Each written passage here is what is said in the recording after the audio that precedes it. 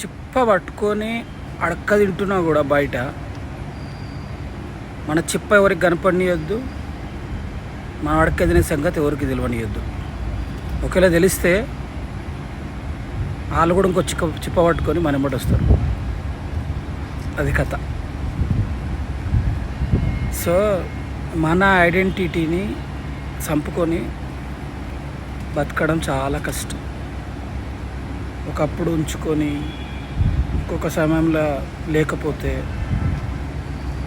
చాలా డిఫికల్ట్గా ఉంటుంది. అయినా కూడా మనం ఫేస్ చేయాలి. తగ్గే ముచ్చట లేదు. ఇక తగ్గే ముచ్చట లేదు. ఏంది, పైసలు లేనప్పుడు తగ్గకి ఏం చేస్తారు? డైలాగ్ చెప్తాను బాగానే ఉంటుంది కానీ చేయడానికి కష్టం ఉంటుంది. సో పట్టించుకోకరి, పైసలు ఉంటేనే పని నడుస్తుంది. Bye bye bye.